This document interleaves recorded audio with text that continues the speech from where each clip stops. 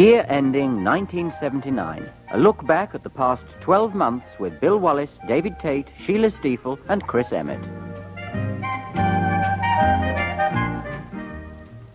Hello and welcome to Year Ending. Over the next 45 minutes, we're taking a look back at some of the important events of 1979. And we begin with two major catastrophes in January. First, £10,000 worth of engagement rings were stolen from a Northamptonshire jeweller's, and police went looking for a sex maniac with a conscience. Secondly, Dennis Howell was appointed Minister of Disasters. Hello, Prime Minister. Special snow envoy reporting. Oh, where are you stuck then, Dennis? Sheffield, Prime Minister, Gritting. Oh, Pips, Prime Minister. That's right, then. Look, don't ring us, I'll ring you. But you won't know where I am, Prime Minister. That's all right, then. Oh, righto, Prime Minister. In January and February, Britain was not only afflicted by blizzards, but also industrial discontent. The only people not on strike were those already unemployed, not counting the nurses who couldn't go on strike. In February, there were pay talks with David Emmett, Minister of Health. Come in. Mr. Emmett? Yes, hello. You must be the nurses' representative. Do come in. Sit down, please. It's wonderful to meet you. Yes. The negotiations, Mr. Emmett. Yes, but first I must say how gratifying it is to see at last a section of the community are prepared to forgo strike action. Yes, but we still do want to continue with negotiations. Oh, indeed. But what is that compared to the selfless way in which each day you add that little bit more to the sum of human happiness, your lamps shining forth in the darkness? Look, that's hardly relevant. It is such a comfort to know nothing has changed in the nursing service since the days of Florence Nightingale. Including the wages. Look, I'm sorry, but we really do want to talk about our pay. Pay? Pay. This is marvellous. How much are you prepared to give up? No, look, you don't understand. We really do want more. More work? Oh, I sit shamed before you. No, more pay. More pay? Yes.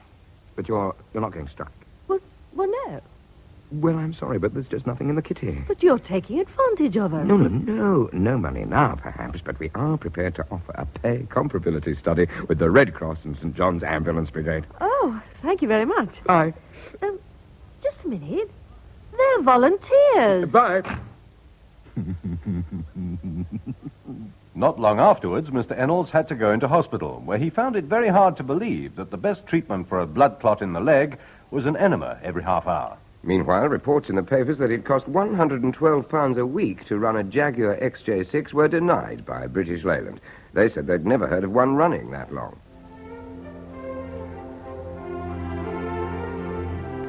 Good evening and welcome back to the World in Traction, where tonight we look at one of the world's strangest natural phenomena, the annual and apparently inexplicable mass suicide of the Leyland lemming, or lesser Leyland worker, so called due to his habit of working less than anyone else.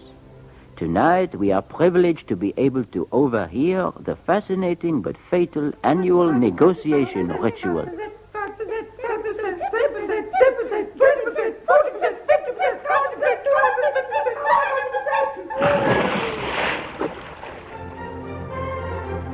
Oh dear, there they go, right over the top again.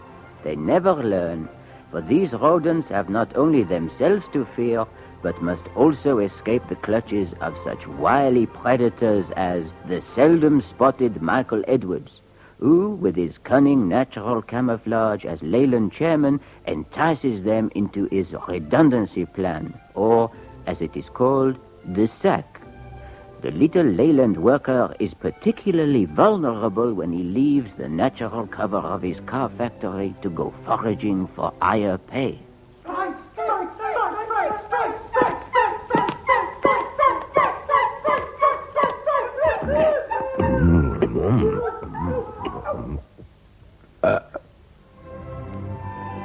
But, after all, perhaps with their unnaturally low work rate, they are simply one of nature's anachronisms and will eventually vanish like the dodo, dinosaur, or the British motorcycle industry. Despite the winter of strikes, there were some Britons who were rich, happy, and contented. They were living in Hollywood. There now follows an appeal on behalf of British tax exiles. by Joan Collins. Hello. While you sit at home relaxing in front of the radio, do you ever really stop to think about the fate of Britain's poor, the sick, the disabled? I don't.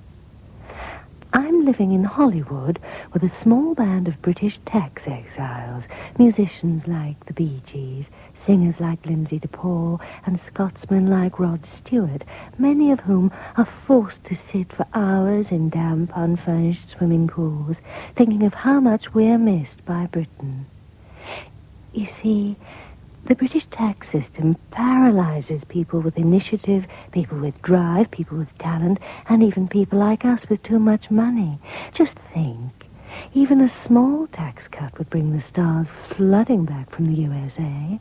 I'd be grateful. The Bee Gees would be grateful. America would be grateful. 2 pence off in the pound could guarantee another series of Brucey's Big Night. 5 pence off could mean the Rolling Stones arrested for drug offences in England. 20 pence off, and even I might come back. We're sure you'd love to have our taxes in your hands. That's why we're appealing to you tonight. Hello, Prime Minister. Oh, hello, Dan. I'm not snowbound in Sheffield anymore, Prime Minister. Jolly good, Dan. No, I'm snowbound in Leeds now. Oh, well, that's progress for you. Do you think you could send me a supply of 2 pence pieces, Prime Minister? Let me guess, you want to sellotape them together to make some snowshoes? No, Prime Minister, I want to use them to make phone calls. I should have guessed. Oh, Pips, Prime Minister. Oh, very good, Dennis. I'll give you my number to phone back, Prime Minister. Sorry, couldn't catch that. Bad line. Hey, shall I just... Prime Minister? Prime Minister? In March, the Ayatollah Khomeini apologized for the unfavorable publicity generated by his trials and executions, but explained that all those people who knew how to carry out executions without publicity had already been executed. 15 years I've waited, working on my plan, just to be created ruler of Iran. I'm one jump ahead, cutting back your dead. Though some think that the doctor's rather brainy, I'm the one with power, why should I turn sour? Now the time is ripe for harmony, I've devoutly prayed. Keep out Russian aid, I shall rule alone, while the commies moan. 15 years I've waited, why should I rush back? Once I'm reinstated, I shall have my crack. Rioting will cease when I bring them peace. My religion cannot be superseded. Faith can be instilled when you're iron-willed, with an iron bar when needed. 15 years of waiting must affect a man when they're spent in hating rulers of Iran.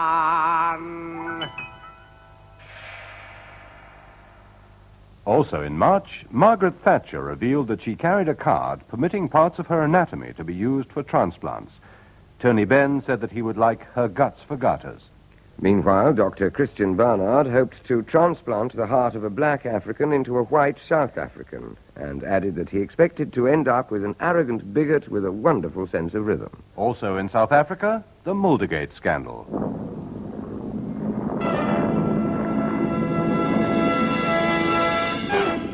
Hi, I'm Jacob van der Boer. And I'm Pick X-Handle. We were just a couple of two-bit investigators with the Erasmus Commission. But then we stumbled on something big, something real big. Boss, we discovered corruption and injustice in the South African leadership. Recent immigrants, are you? We went on investigating. Yeah, we had a contact called Deep Throat. He was evasive, he was wily, he was hard to track down, but to us he made the extent of the corruption pretty clear. I should like to speak to you tonight as Prime Minister. We sifted every scrap of information and eventually found what we wanted in a document we got hold of. The South African Constitution. Why don't you two shut up? But still we were determined to talk to the two key witnesses. One key witness. Unfortunately, there were no witnesses to talk to. Hey, see this? The government's been running a paper on public money. You don't want to believe all you read in the papers. They're all run on public money. Suspicion centered on Connie Mulder, Minister of Information. But he claimed he was not involved in the cover-up. I am not involved in the cover-up. Shame. Why the hell not? He was forced to resign. At last things were sorting themselves out. Dr. Rudy promised to tell the truth. So a warrant was issued for his arrest, just in case. South African public funds could once again be directed towards their proper ends. Suppressing the blacks.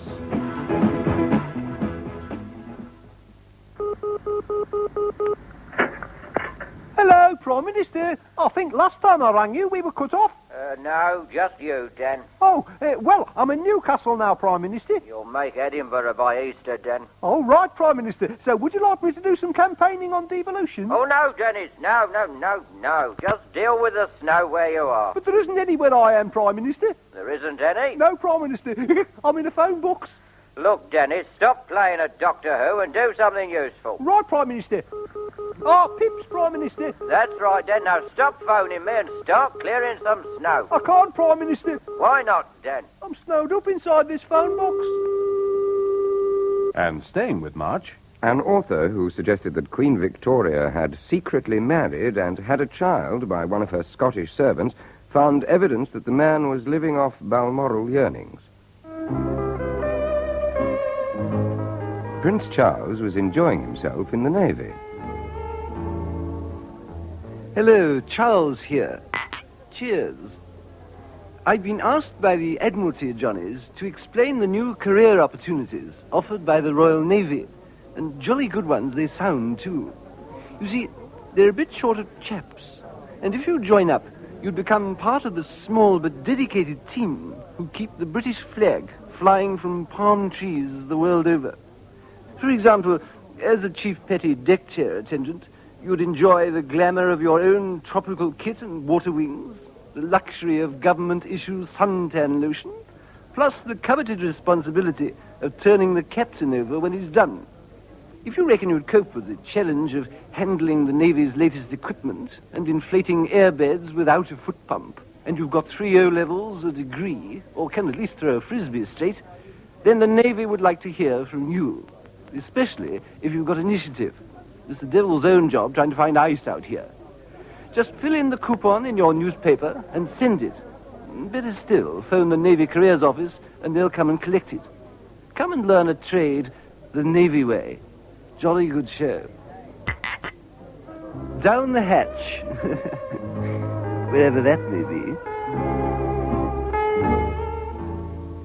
In April, the Lancashire man who started a cremation service for pet animals said that his business was going like a mouse on fire. 85-year-old Harold Macmillan announced that he was the oldest Conservative capable of coherent speech. He was assured he was also the youngest. The Times was still closed down. Other papers leapt in to cover the obituary column.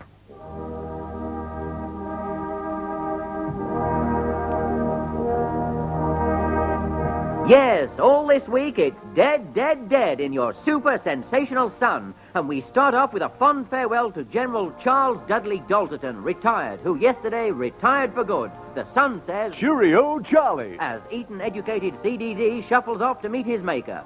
He was made a general in 1971, and if old soldiers never die, no one told him, because now it's not just a stiff upper lip, he's stiff all over.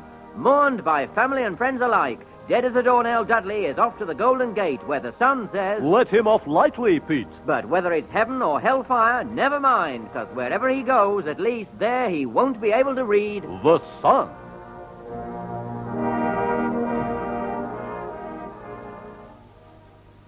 In that same month of April, there were further revelations about experiments on animals.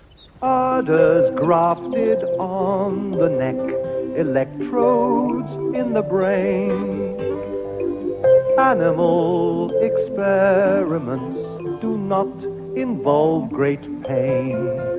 Each cow that's cut to pieces, each mutilated sheep, so dear to Willie Whitelaw, do not disturb his sleep. All things quite disposable, all creatures down the pan, all Degraded animals enthrone the souls of man. At Sotheby's, a casket containing relics of St. Thomas a Becket was sold. The auctioneer was told he had to stick to the conventional, "What am I bid?" and not keep shouting, "Will no one rid me of this turbulent priest?" The country went to the polls for the first time over devolution. It was a resounding victory for those who understood what was going on. Like Dennis Thatcher. Yes, once again we go behind closed doors, where we get inside the mind of Mrs. Thatcher in Dennis's diary. Well, the corks were really popping in Chelsea on Wednesday night, although I must say I found the pomain a bit fizzy. Still, that didn't seem to worry anyone. St. John Stevens was doing a goat dance on the table, and Rhodes Boyson, he always struck me as such a polite man. Anyhow, it's a good job we won, or life wouldn't be worth living. Though quite how we did it, I'm not sure. The Scots nationalists and liberals who are pro a Scottish Assembly voting against the government who want to introduce it, and with Maggie who, well, she won't even tell us what she's going to do on devolution. She's getting very excited about the whole thing, so looking forward to meeting the Queen, and she keeps going on about all the changes she'll make if she wins the election. She says Audrey's chintz curtains are in horrible taste and the carpets aren't much better. I've warned her she'll be recognized if she keeps peeping in at number 10, but she does so insist. At the moment she's thinking about a new cabinet. You know, the political kind. I don't think Willie Whitelaw was very happy about the suggestion that he take over Dennis Howe's post as Minister for Sport, Bulls and the Weather. He actually disagreed. As regards Chancellor, unfortunately there's even a few Tories who are appalled by the prospect of Geoffrey Howe, but Maggie doesn't let it show. As she says, after 3 or 4 years, he'll pick it up. She was wondering about Ted You-Know-Who for the post. Still calls him the unacceptable face of conservatism, but I told her straight out she should ignore her personal feelings and think about the man's ability. She agreed, so he won't be in the cabinet either. Of course, all this is assuming the Tories get in. Keith Joseph doesn't seem so sure, keeps talking about a hung parliament. I think perhaps he's referring to the Tribune group. Maggie would like that. But right now, I expect, after all the pomain, she could do with a couple of stiff Ovaltines.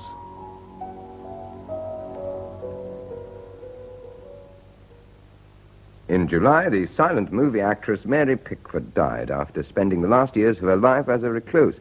Friends said she was haunted by the fear that if she went out, somebody would tie her to a railway track. Meanwhile, in the Middle East, the Camp David peace treaty was signed. Again. We present the Lebanese-Israeli Dictionary of Military Terminology, a vital work for the issuing or denying of communiques. Terrorist. Man who kills Israelis in cold blood. Soldier. Man who kills Lebanese in an Israeli uniform. Hawks in Israeli cabinet. Those in favor of bombing Lebanon. Doves in Israeli cabinet. Those in favor of admitting it. No comment. More raids into Lebanon. Much as we'd like to help you, we're unaware of any activity by our forces at present. No comment. Terrorists concentrating near the border. Israelis needing bombing practice. Bombed Lebanese village. Israelis not concentrating near the border. Terrorist training camp. Wherever the bombs land. Direct hit. A direct hit on the target, a neighboring village, a local wedding, or an unlucky sheep. Civilian. Someone shot at by both sides. Someone shot at by both sides. Jimmy Carter. The Palestinian question. Something you don't ask in Israel. A real and genuine desire for a permanent settlement. A real and genuine desire for a permanent settlement. A permanent settlement? What the Israelis want to put on the West Bank. With the Middle East crisis continuing, the West was horrified by the cruel, harsh, and arbitrary way in which they didn't get enough oil. While in Britain, a man set a record by making 233 consecutive parachute jumps. Afterwards, he admitted he only planned to make one, but got his braces caught on the aircraft door. But in California, mines were on oil. One. Oh, hi. Is that the L.A. bus station? Good. Because, you see, with this energy shortage thing, me and Gloria thought we might catch a bus. You know, do our bit, save oil for America. Now, how soon can you send the bus round? What? You gotta catch it at a bus stop. Okay, so how soon can you send the bus stop round? You trying to tell me you gotta go to the bus station to get a bus? Not surprising no one uses your goddamn public transport. What do you mean, have I ever caught a bus before? Have I ever caught a bus before? Well, no, I haven't, but my father only just missed a train once. All right, so I'll be there. What? Why not today? You haven't got any petrol for the buses? August saw the flood of boat people continuing unchecked. The rest of the world were united in their agreement that it was somebody else's responsibility. There's 200 sacks of rice for when they're here, and 200 weight of garlic, keep well clear. We've got spices, we've got curry, 'cause we're trying to take the worry out of being a refugee or volunteer. We've been making up the beds and cutting grass. We've bought everyone a toothbrush and a glass.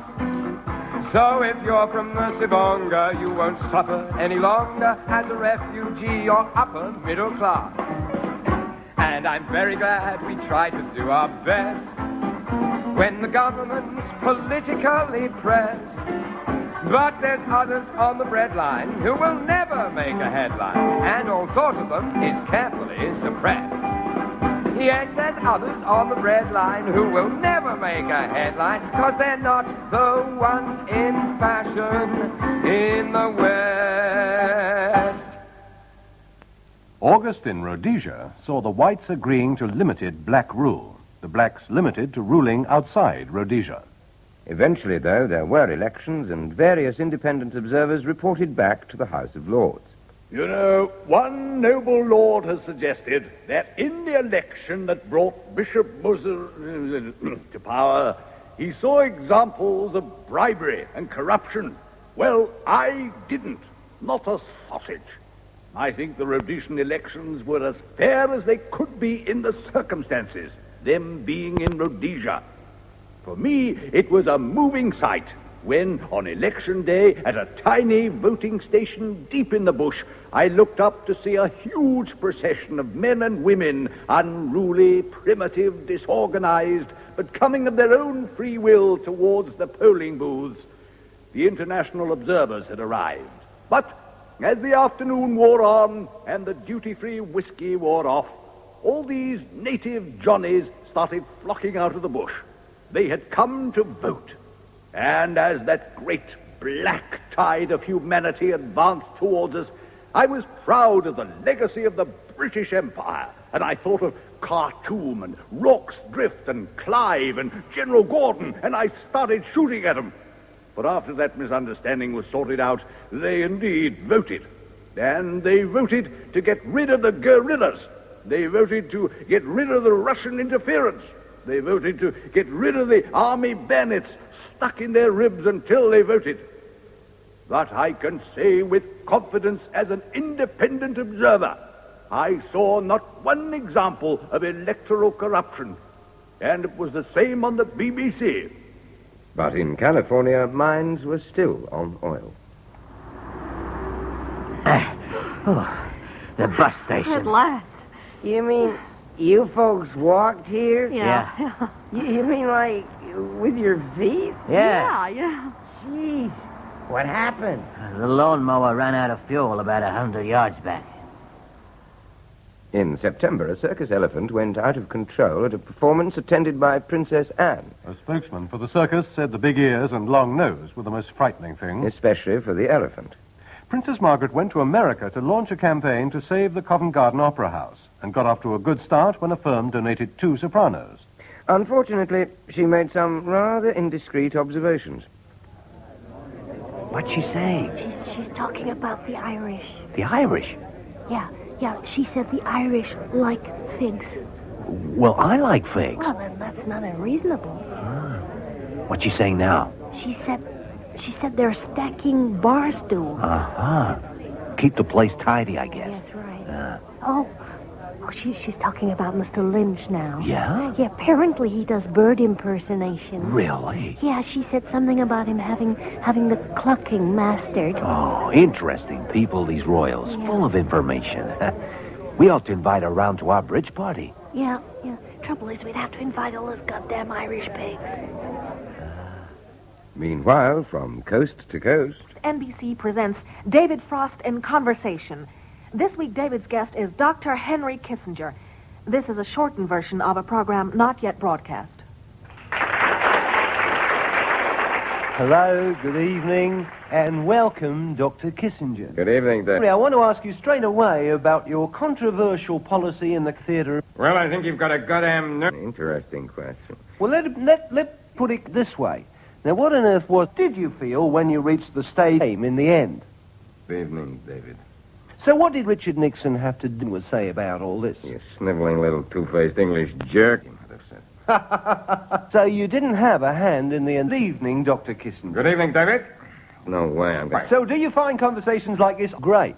You can get interesting questions. Hello, good evening, and welcome. Raquel, what about your family? Yeah, if you put this interview out, there'll be Merry God Christmas. And the same to you. Dr. Kissinger, knock off. Good evening, David. Evening to you, Miss Kissinger. Goodbye. Goodbye. Back in California, mines were still on oil. You know, these buses ain't all that bad. No, they're okay. Plenty of leg room, comfortable. A John at the back? Hey, what do you reckon? When this fuel shortage is over, we still travel around a bit by bus? Oh, it's okay by me. I might trade in the second Cadillac and buy us one. And still in September, a human body was found in Emperor Bokassa's refrigerator. He denied that he was a cannibal and said it was the engineer he had sent in there to make sure the little light went out when he closed the door.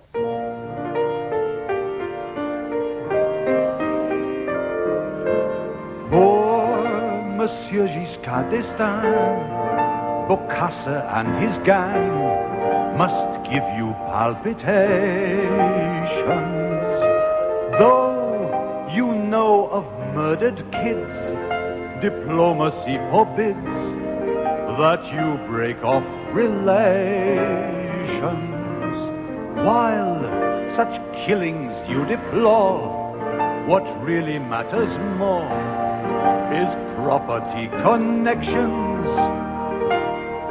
Life being precious, you weep for the slain, but nothing so precious as precious uranium. So it follows, I suppose, you cannot see the Emperor's bloody clothes. The world was horrified at Bokassa's activities when it was revealed that not only was he a cannibal, but he also ate without a knife and fork. More worrying was the terrible revelation in October. The archers were short of writers.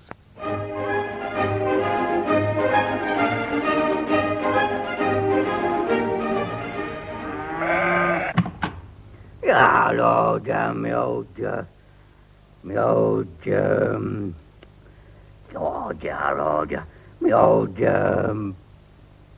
Hello, Walter? Yeah, Lord, Dan. God, yeah, Lord, yeah. Well,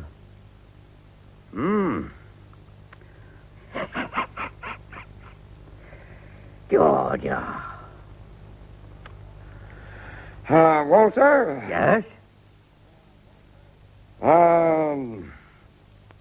Well, let's have another cup of tea.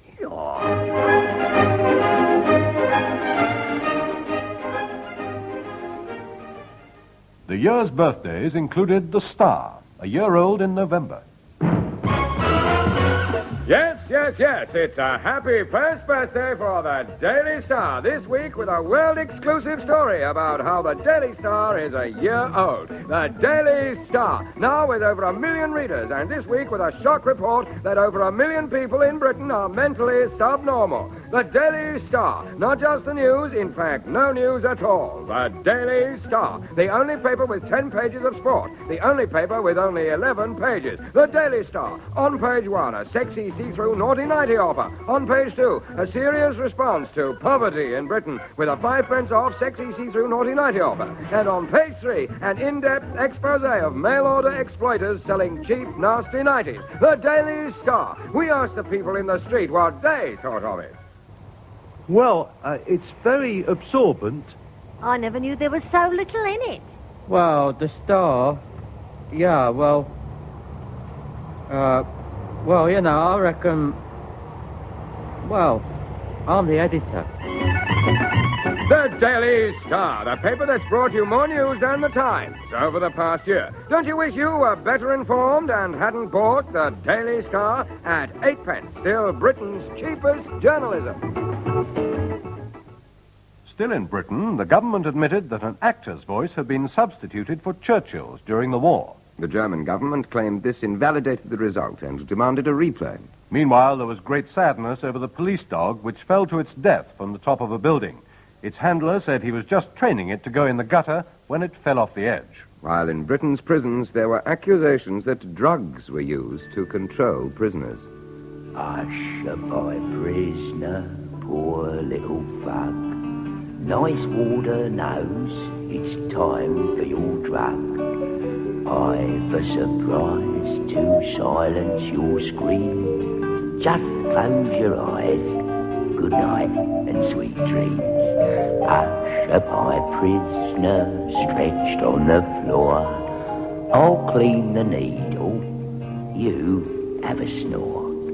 When you awake, you won't even blab.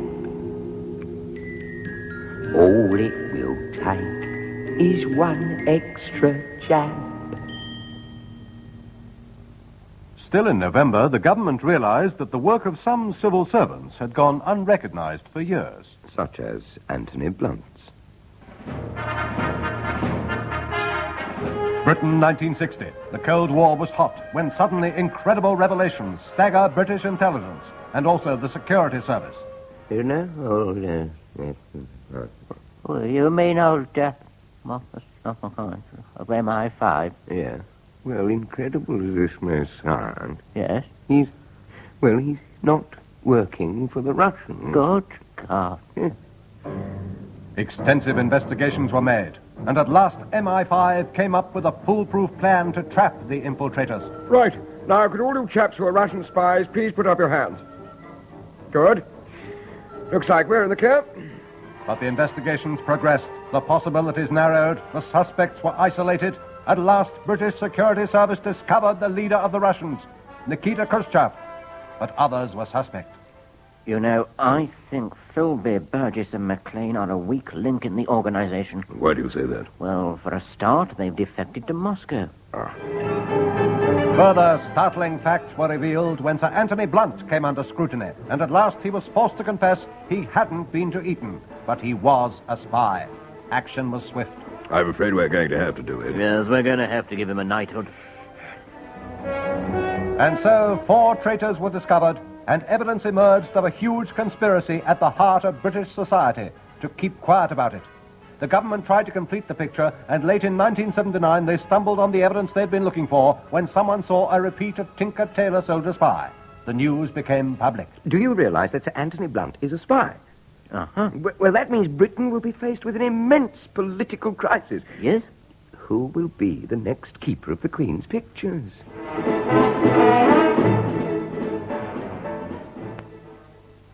And that brings us to the end of the year. Apart from 2 major stories.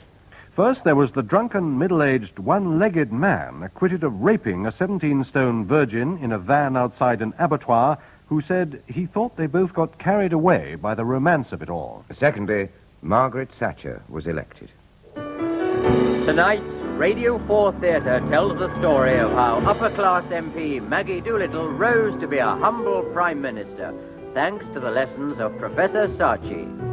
We proudly present Mayfair Lady.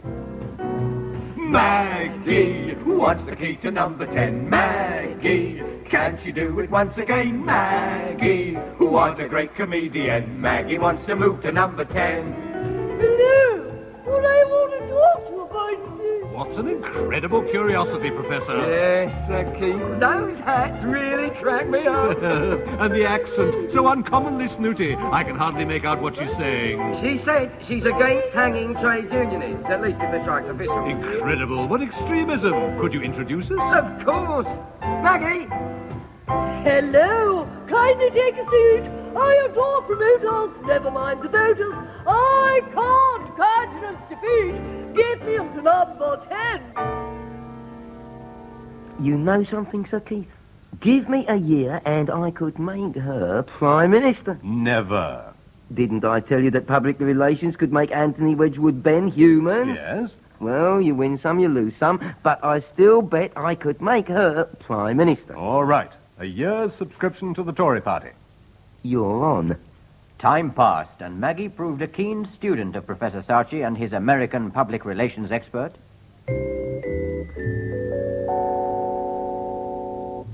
Hello, mate.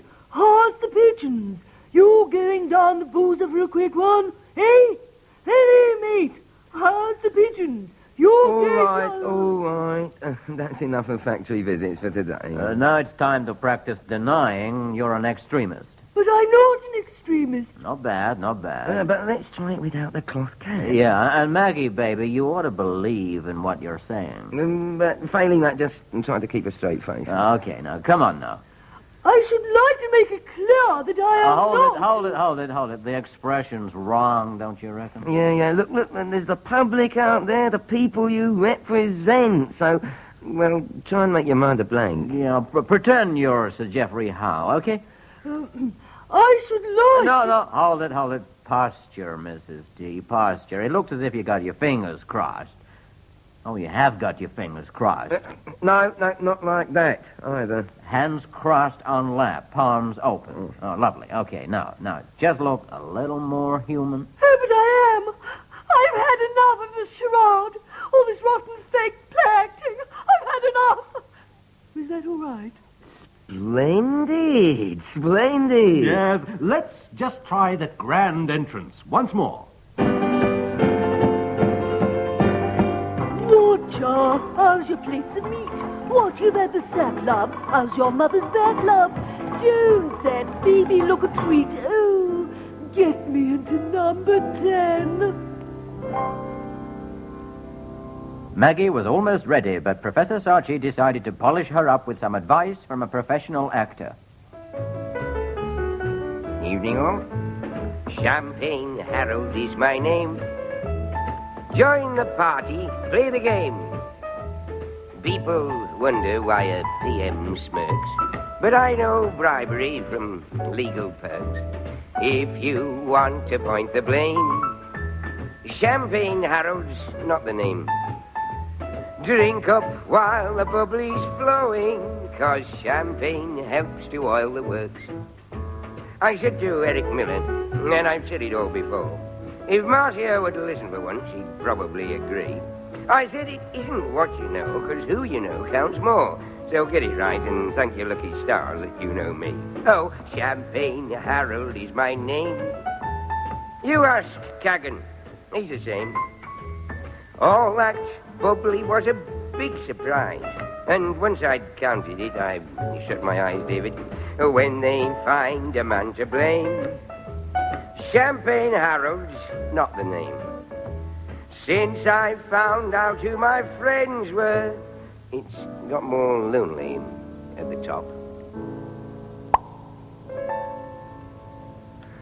Good afternoon, Sir Harold. Sir Harold? Where? I've never heard of him. It's all right, you're among friends. We've come to ask your advice. You see, the professor thinks you're the real expert. What's the secret? What do we have to do? Smoke a pipe. Smoke a pipe? I don't really think I... Smoke a pipe. You mean it gives you that comforting, homely, solid, no need to panic image? No. Sorry? I said no, it makes answers to tricky questions very difficult to understand. So at last the time had come to try her out on British society. The general election. The issues were complex. Monetarism versus the free economy. Appeasement versus aggression. The EEC, the CAP, VAT. But Maggie had been well taught and knew how to avoid them. How will the Conservatives control the unions?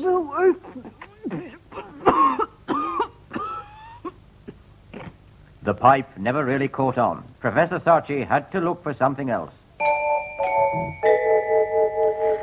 Look, wasn't there anything else Harold mentioned apart from a pipe? That he was totally blameless. No. About how to become Prime Minister. Oh, yes, Labradors. Of course, that's it.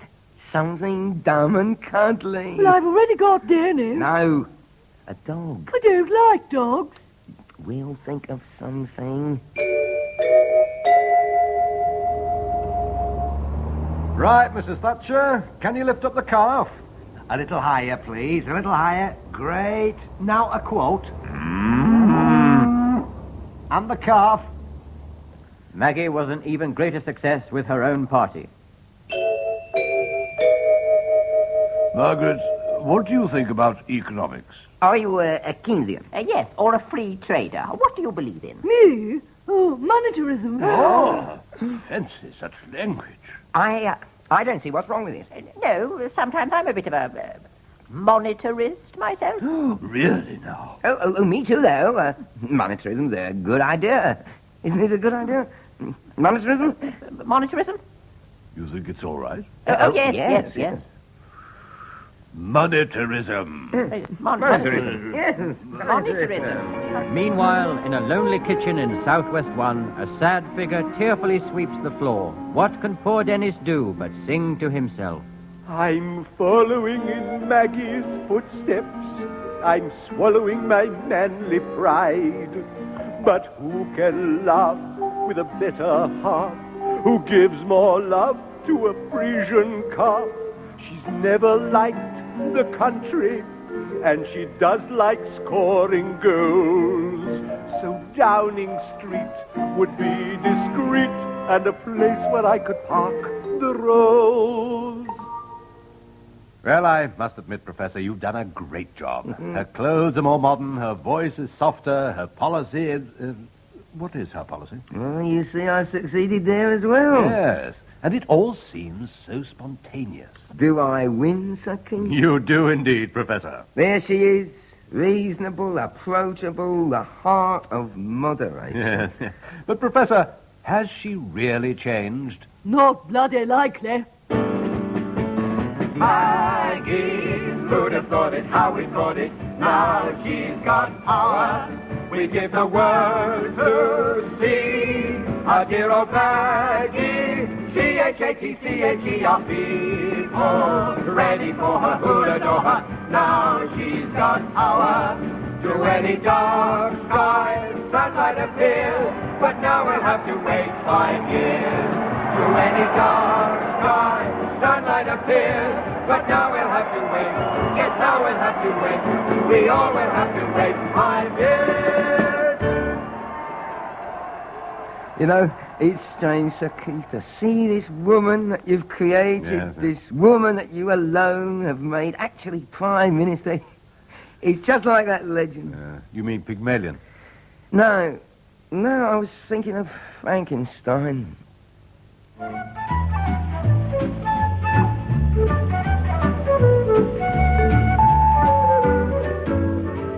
And that is the end of Year Ending, in which you heard the voices of Bill Wallis, David Tate, Sheila Steafel, and Chris Emmett, with the music of the David Firman Trio. The script was written by Guy Jenkin, with John Langdon, Richard Quick, Roger Waddis, and Andy Wilson, with additional lines from Max Alcock, Simon Rose, Alan Nixon, Vilnius Vesma, Peter Hickey, Stephen Jacobs, Strode Jackson, Andy Hamilton, Geordie Jason, and the producer, Griff Rhys Jones.